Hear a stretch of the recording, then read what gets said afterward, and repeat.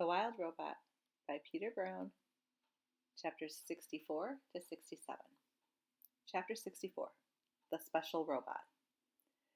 After Brightbill told the story of his winter, he and his mother sat in silence and thought.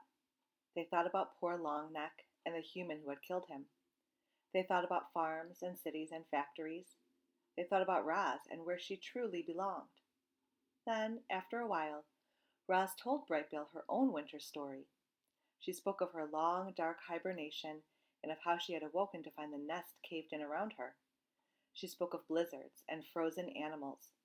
She spoke of the many lodges she had built and the one that caught fire. But mostly, she spoke of all the new friendships she had forged. I used to think that you were the only animal who would ever care about me, she said to her son. I worried that without you around I would be alone again, but I was not alone. In fact, I made new friends, all on my own. I think the other animals might actually like me. Of course they like you, Ma, squawked the goose. You're the most likable robot I've ever seen, and I've seen a lot. It was true. Brightbill had seen hundreds of different robots that winter, and none of them were anything like Roz. None of them had learned how to speak with animals, or had saved an island from the cold, or had adopted a gosling. As he sat there, watching the robot's animal gestures and listening to her animal sounds, Brightbill realized just how special his mother really was. Chapter 65, The Invitation. Roz was the first to arrive at the next dawn truce. She had an important announcement to make. The robot patiently waited in the great meadow as the sky slowly brightened and the animals slowly gathered. And once everyone was milling around and chatting, Roz began speaking in her perkiest voice. Pardon the interruption. If I could please have a moment of your time. The crowd settled down and listened to their robot friend. We have made it through a terrible winter. A new generation of youngsters is arriving, and my son, Brightbill, has just returned to the island with his flock. I think we can all agree that there is much to celebrate. So in addition to the dawn truce this morning, I would like us to have another truce this evening. We can call it the evening truce, or better yet, the party truce. The crowd began chattering with excitement. I have planned a celebration, Roz continued, and you are all invited. I will take care of everything. Just please meet back here at dusk. Oh, and I have a little surprise. Actually, it is not little. It is quite large. The point is, I have planned a celebration, and I hope to see you all there. Sounds great, Roz, but I'm afraid there's one problem with your plan. Mr. Beaver blinked his beady eyes. The moon won't be out this evening, so it'll be too dark for some of us to see. You are half correct, said Roz. Tonight will be moonless, but it will not be dark. I promise.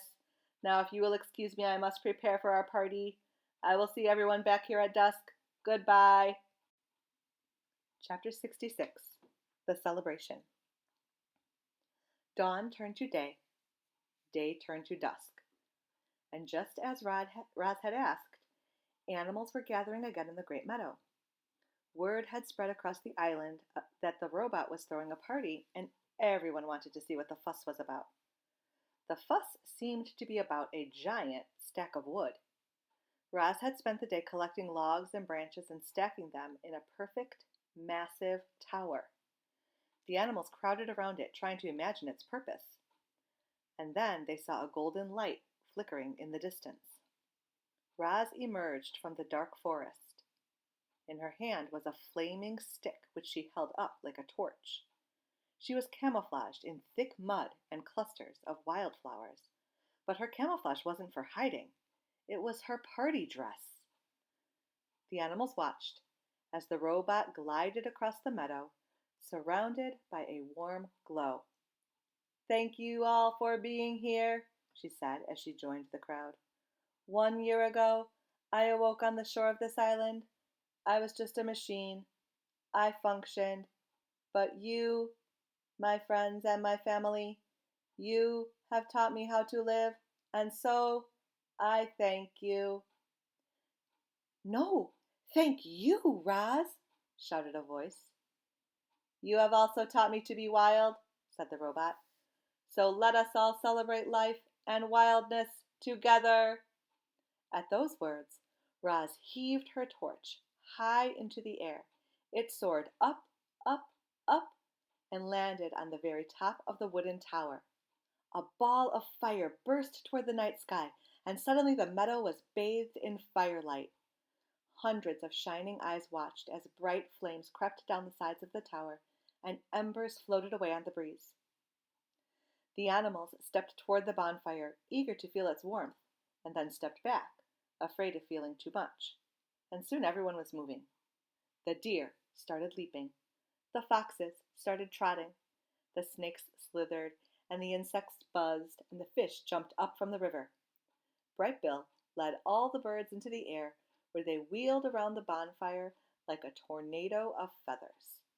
Roz sprang into a wild dance, her shaggy dress shaking and swooshing with each movement. It was a wild party, and it took our robot to make it happen. Roz and the animals partied all night long. They were so busy singing and laughing and dancing that they didn't see the cargo ship as it sliced past the island. But the ship saw them. It saw the towering bonfire. It saw the robot. And then it quietly continued through the darkness. Chapter 67. The Sunrise. By dawn, the bonfire had dwindled to a smoldering hill of ash. Everyone else had gone home, and only Roz and Bright Bill remained in the meadow. They lay in the grass together, watching as the soft light of morning crept up from the horizon. And then Roz said, "Let us go for a walk." The robot and the goose hiked and flew up to their favorite spot on the grassy ridge. But then they kept going. They followed the ridge to the mountain and climbed all the way up to the craggy peak, just in time to see the sunrise. "I climbed up here once before," said Roz, as the sun's first rays warmed her body.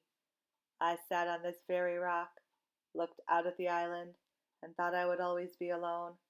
But I was wrong." "Are you happy, Ma?" The robot thought for a moment. "I am." "I'm happy too." Bright Bill closed his eyes and felt the wind and sun. There was a slight chill in the air that made him feel alive.